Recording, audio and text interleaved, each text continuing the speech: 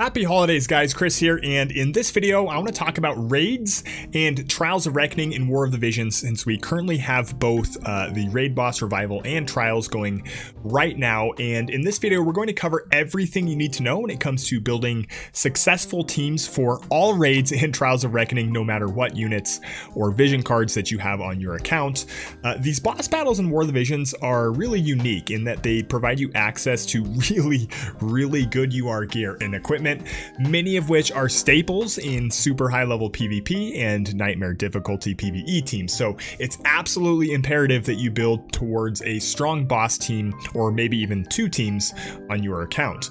In this video we'll talk about trust masters that are great for all purpose use against bosses. We're going to quickly talk about bonuses from vision cards that we're looking for, and we're going to dive into how to stack buffs and debuffs on bosses to maximize damage. And finally we'll show it all in action with my boss team, which is a wind team going against an ice boss, but we still do just fine utilizing all the things that we talk about in this video. Remember guys, if you're going to buy Visual anyway and you have the ability to do it through the Amazon App Store, big appreciation if you could use the link in the description below. Help out the channel a little bit. Thanks guys, and let's get it. First, I want to talk about a couple of my favorite TMRs that work in almost every single raid team. Raids and bosses are all about throwing out abilities and dealing damage. So we're looking at AP and attack buffs. And the first one is pretty obvious, and I won't spend too much time talking about it, but Jesus Bells. And anytime you have limited amount of turns to complete a boss fight, it's a good idea to have a ton of AP. One thing I will mention is to make sure to level up the actual ability using armor pots. You'd be surprised at how many people forget to do this. Along the same lines, Oldoa's Apron is another great TMR. The AP gain isn't nearly as much as the bells, but it does provide you with a whopping 50 defense penetration. So this can pretty much enable any unit, any physical unit that is, to be able to do tons of damage to any raid boss, regardless of the defense of the boss. The next favorite of mine is Mediena's Kaleido Moon.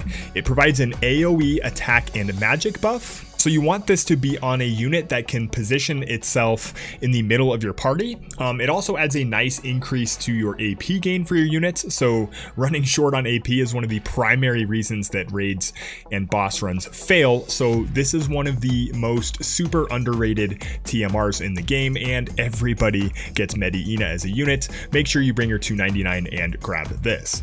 Alternatively, if you have Cecil's Saint Circlet, this also provides the same attack and magic buff as Kaleido Moon, but the Saint Circlet can actually be thrown away from the unit, so it makes it a little bit easier to use Holy Knight Cheer and maneuver your units, position them in order to get the buff on more of your units, with the trade-off of not supplying that AP gain that Kaleido Moon gives you.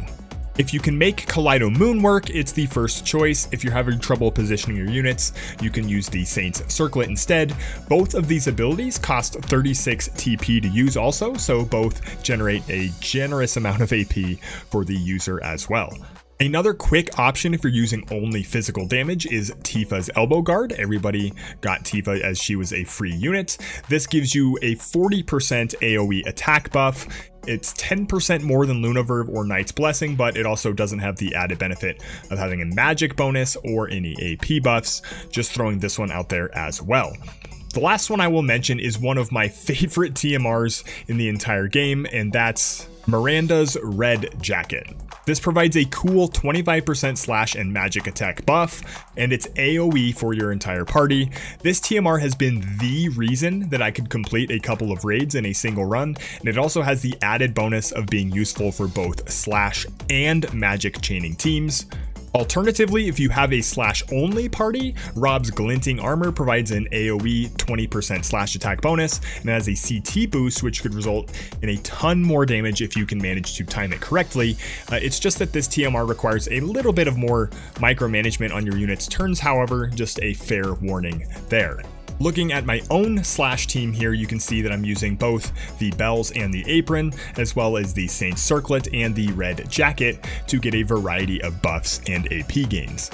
Now let's look at vision cards, and because there's just so many vision cards and bonuses and options can vary so wildly between elements, we're going to talk about the bonuses that work best for any party. And the first priority is going to be agility. More agility means faster turns, which means higher chains, which means oodles and oodles of more damage.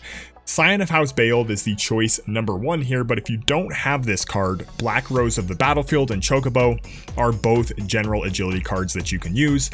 Similarly, each element now is starting to get specific cards with 15% agility bonuses, among other really good stuff, which is why I always highly recommend these cards in my planning guides. Laswell Frozen Flower and Halloween Monsters are examples of these cards. Whatever you do, do not pass up the opportunity to grab a vision card with the agility party buff for your primary element.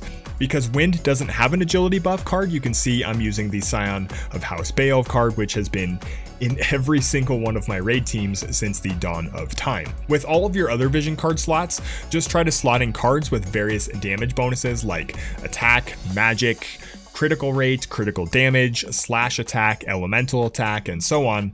For raids and bosses, at least the way they are as of the making of this video, you shouldn't need to worry too much about defensive buffs, so focus on straight up beefing up your damage as much as possible. So again, looking at my team, you can see we have some wind attack here from Tetrasylphid, we have critical damage from the Near Automata card, we have critical rate and slash resist penetration from the Exorcist card, and then just a general slash attack bonus coming from this Moraga card.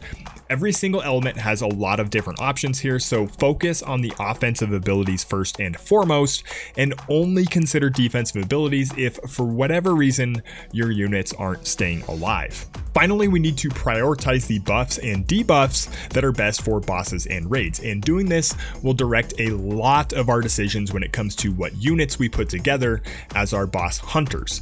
And ideally, you'll want every single unit in your team to provide a different debuff that will increase damage against the boss. So as we go through this list of debuffs, it's important to analyze your own team and see where there's overlap between debuffs, and maybe there's another unit that you could be using in that slot, or an upcoming unit that provides something that your team doesn't have yet. TLDR, 2 units that debuff defense don't stack, but 1 unit that debuffs defense and 1 that debuffs slash resist, for example, will stack.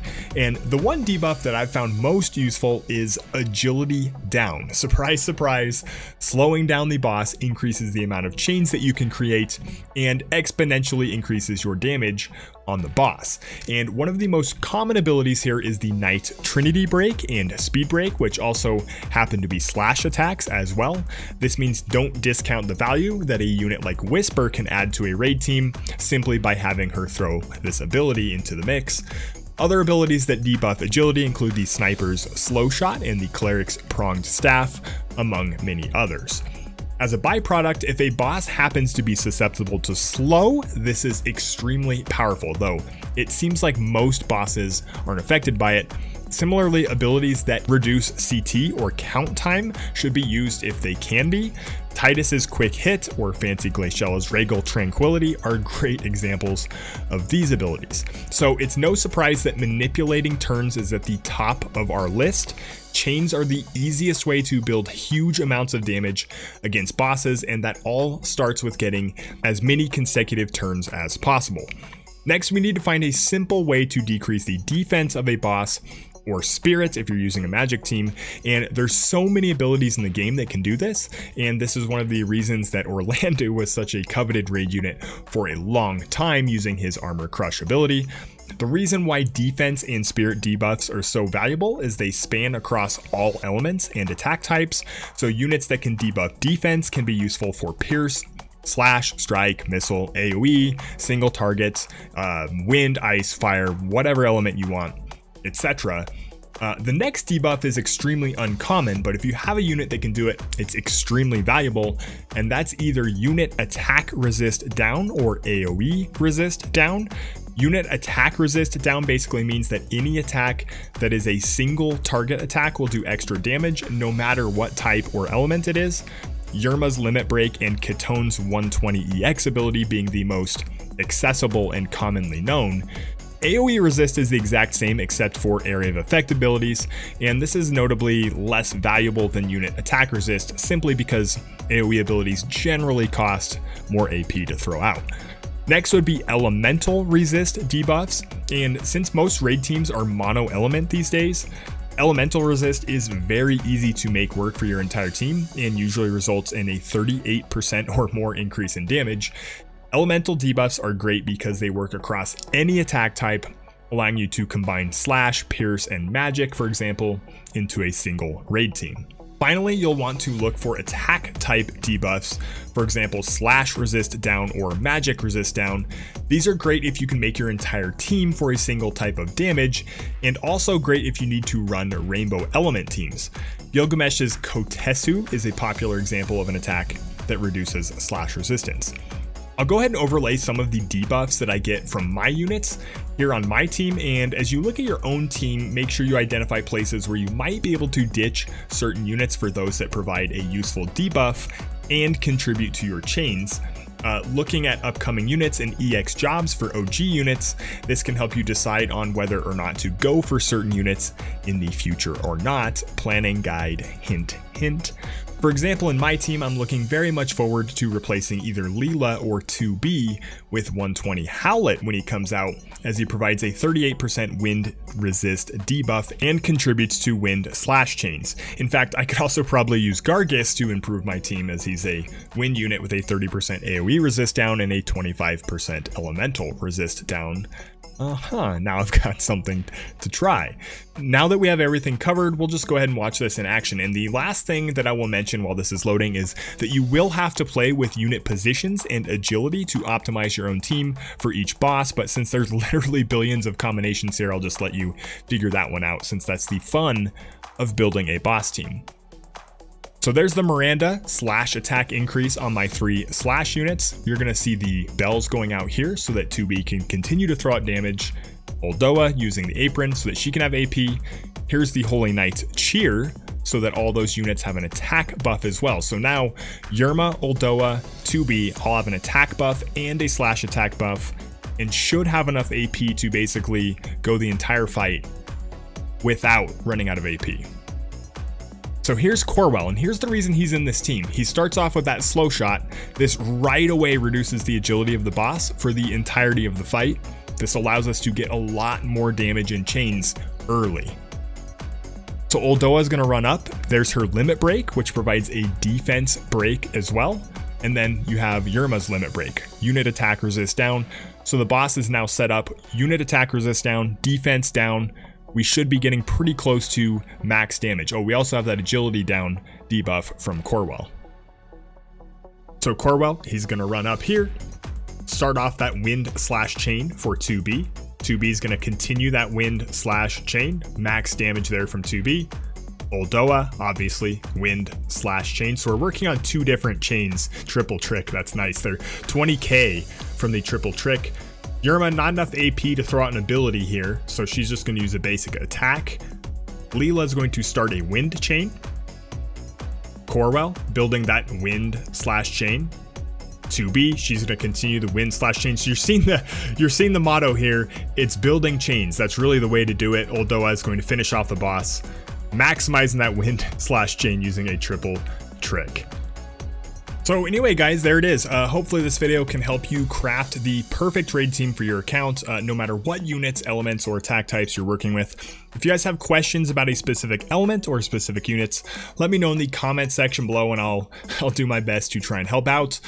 Thanks for watching, guys. Appreciate you dropping in, and we will catch you next time.